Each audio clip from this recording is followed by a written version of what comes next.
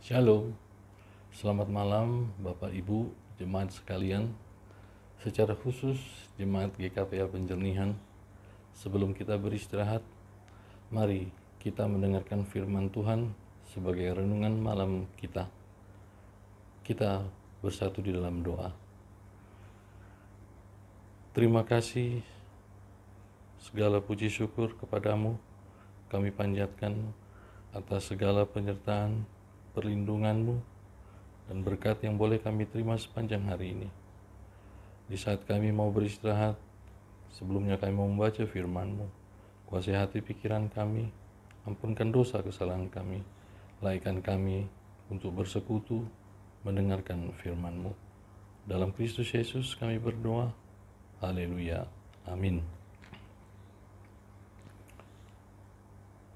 Firman Tuhan sebagai renungan malam ini diambil dari Ibrani 4 ayat 1 hingga ayatnya ke-13.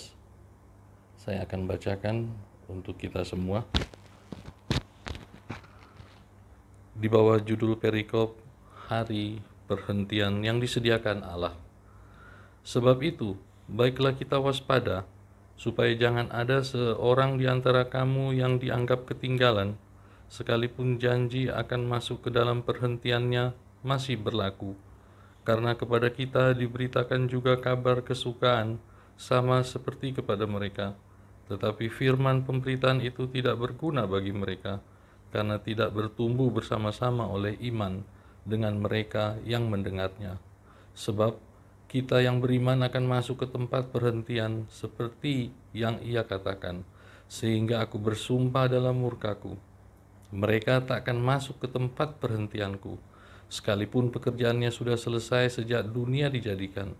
Sebab tentang hari ketujuh pernah dikatakan di dalam suatu nats, dan Allah berhenti pada hari ketujuh dari segala pekerjaannya.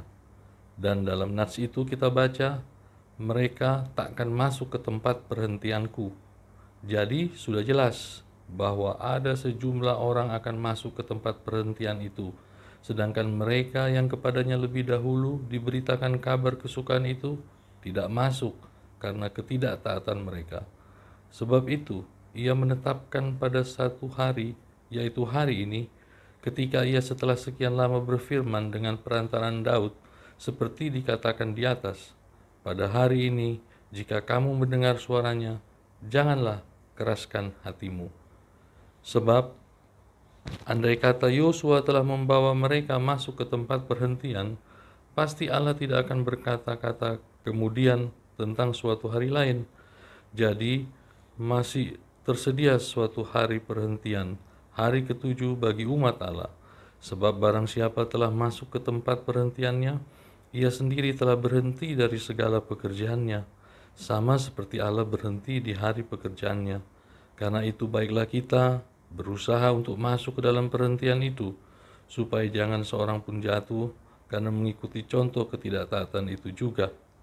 Sebab firman Allah hidup dan kuat dan lebih tajam daripada pedang bermata dua manapun. Ia menusuk amat dalam sampai memisahkan jiwa dan roh, sendi-sendi dan sumsum. Ia sanggup membedakan pertimbangan dan pikiran hati kita. Dan tidak ada suatu makhluk pun yang tersembunyi di hadapannya, sebab segala sesuatu telanjang dan terbuka di depan mata Dia, yang kepadanya kita harus memberikan pertanggungan jawab. Amin. Demikian firman Tuhan. Renungan malam ini kami beri judul Perhentian Kekal. Kitab Ibrani 4 ini berbicara tentang janji Tuhan, tentang tempat perhentian kekal yang sudah disediakan oleh Allah. Dalam kitab ini juga kita menemukan banyak firman Tuhan dan konsep-konsep dalam perjanjian lama yang berkaitan dengan perjanjian baru. Seperti contoh, hidup manusia dalam dunia ini hanya sementara. Firman ini tertulis dalam perjanjian lama dan perjanjian baru bahkan sampai saat ini. karena arti sementara berarti setiap orang akan mengalami kematian akibat upah dari dosa. Namun, di balik semua itu ada janji Allah. Bumi dan langit pun akan lenyap, tetapi Allah menyediakan suatu tempat perhentian yang kekal.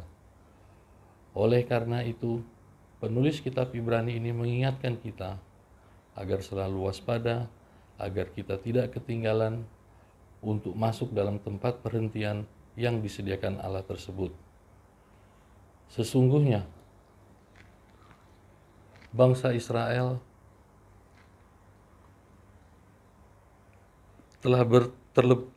telah lebih dahulu menerima kabar baik ini.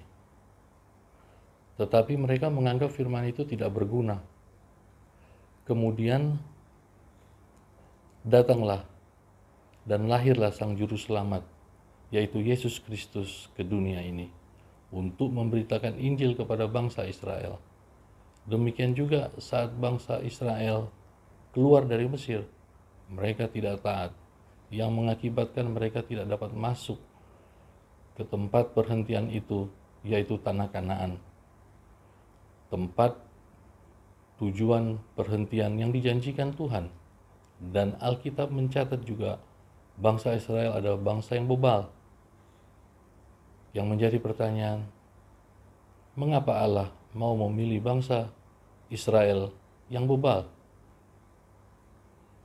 Israel adalah sejatinya bangsa yang mau taat kepada Allah, yang melakukan pekerjaan Abraham dan memiliki iman seperti Abraham nenek moyang mereka.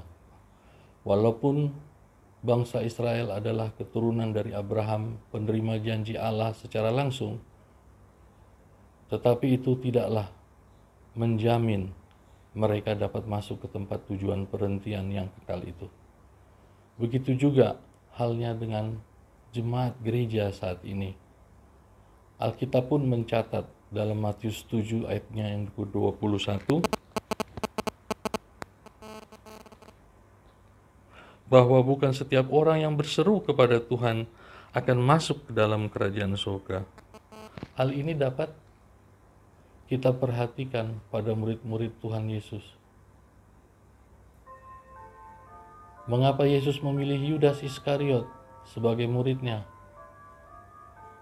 Hal ini merupakan gambaran bahwa gereja dengan banyak jemaat dan bermacam-macam pula kadar pertumbuhan iman percayanya. Seperti dalam Matius 13 tentang perumpamaan seorang penabur yang benihnya jatuh di pinggir jalan, ada yang jatuh di tanah berbatu, jatuh di semak, ilalang, dan ada benih yang jatuh di tanah yang baik. Mengikut Tuhan membutuhkan kesungguhan yang membentuk kita. Bagaimana kita harus hidup. Banyak contoh yang dapat kita ambil dari bangsa Israel. Ketidaktaatan mereka membuat mereka berputar-putar selama 40 tahun sebelum mereka bisa masuk ke tanah perjanjian Kanaan. Semuanya itu akibat mereka menolak firman Tuhan. Mereka dibuang dan menjadi tawanan di Assyria dan di Babilonia selama 400 tahun. Karena mereka menolak Tuhan Yesus sebagai Mesias, bangsa Israel runtuh selama 1900 tahun lamanya. Sampai mereka memperoleh kembali negeri Israel pada tahun 1948. Ini ternyata masih bangsa kita yang mendahului kemerdekaan mereka, yaitu tahun 1945. Jemaat yang terkasih, sebagai bangsa Israel, bila kita menolak Tuhan dan menolak kabar baik Injil, akibatnya akan lebih buruk dan menyebabkan kita tidak pernah sampai ke perhentian kekal, yaitu kerajaan sorga. Akan tetapi, lewat kegagalan Israel ini, Allah tetap memelihara bumi ini lewat bangsa-bangsa di luar atau non-Yahudi, seperti negara Barat maupun Asia. Secara perlahan Allah tetap menjalankan misi keselamatan bagi dunia ini.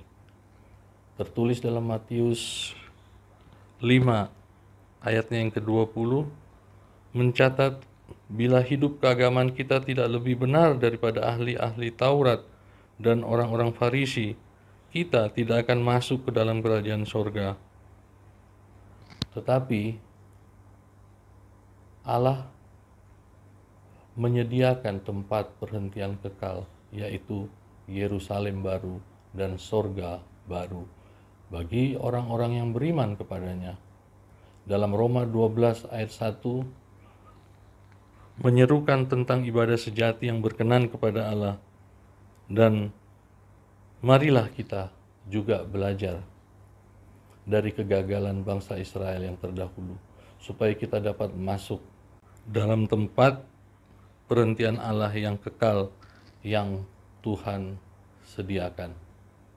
Kisah firman Tuhan dari Ibrani 14 ayat 1 hingga 13 mengingatkan kita untuk tidak berhenti bertekun dalam iman, dalam ketaatan, serta terus berusaha agar kita dapat memasuki perhentian kekal, yaitu kerajaan Allah, rumah sorgawi, umat Tuhan. Amin. Mari kita berdoa. Terima kasih, puji syukur Tuhan untuk firman yang boleh menyapa kami malam hari ini.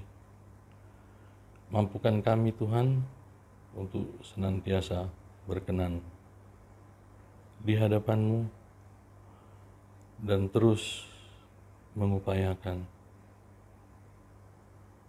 untuk kami boleh mencapai perhentian yang kekal yang Kau janjikan bagi kami. Terima kasih Tuhan, mampukan kami di dalam segala kelemahan kami.